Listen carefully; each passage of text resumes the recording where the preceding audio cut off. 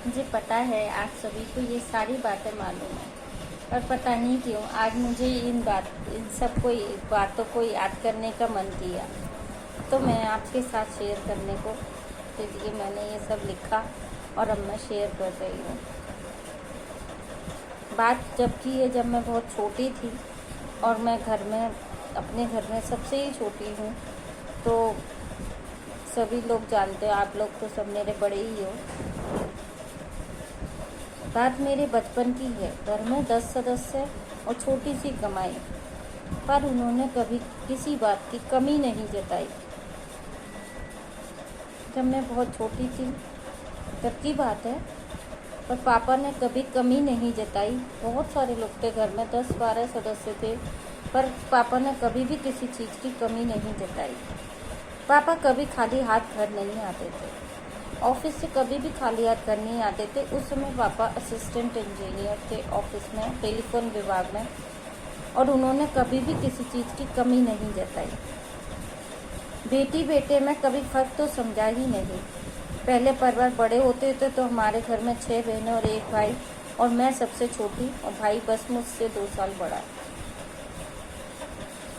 दादा दादी, चाचा चाची, बुआ और हम सारे लोग, बहन भाई और मम्मी पापा, इतने सदस्यों का एक भरा पूरा परिवार था हमारा।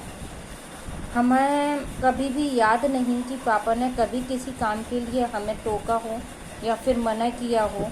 कि हम सबको तो खूब पढ़ाया, हमने सबने BA BSc सब ने किया, बैचलर की डिग्री ली, मास्टर की डिग्री ली सभी ने, और सबको पापा ने खूब पढ़ाया। भैया हो या हम लोग हों, बेटी बेटे में कभी भी फर्क नहीं समझा। पापा टेलीफोन विभाग में एक थे। मुझे याद है पापा की बीमारी, उन्हें हाई लेवल का अस्थमा था, बहुत ज़्यादा अस्थमा था, खांसी, बहुत सांस बहुत फूलती थी।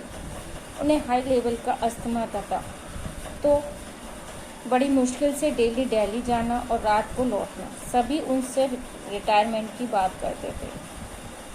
सुबह जाते थे और रात को लौट कर आते थे, और सभी उनसे रिटायरमेंट की बात करते थे, पर उन्होंने कभी भी बीमारी को अपना आगे नहीं आने दिया।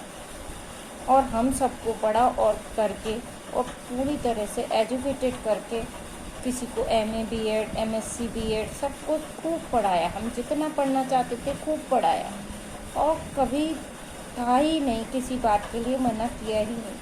सबको अच्छे से सेटल कर दिया। हम पर पापा ने लाखों खर्च कर दिया। हमें नहीं याद कि उन्होंने कभी उफ की हो या खर्चे से परेशान दिखाई दिए हों हमें कभी भी।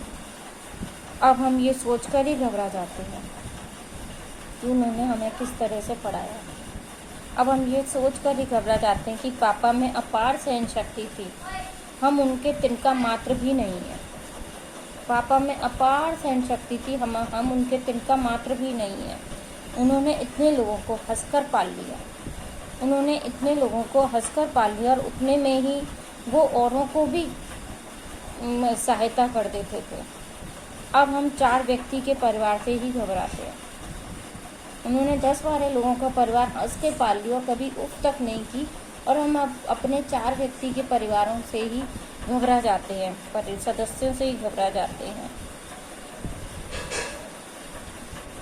पापा के लेवल का होना बहुत ही मुश्किल काम है। बिल्कुल सिंपल जीवन और साधारण खाना।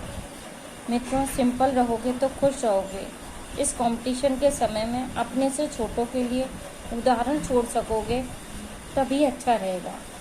यदि कंपटीशन में रहोगे तो पापा की तरह कोई भी उदाहरण हम लोग आपस में छोड़ नहीं पाएंगे अपने बच्चों के लिए। इसलिए सादा रहो, कंपटीशन में बिल्कुल ना रहो, ना बच्चे रहें ना बड़े रहें, तो हम अपनी ये मुश्किलें जो हैं उनको इजीली पार कर जाएंगे।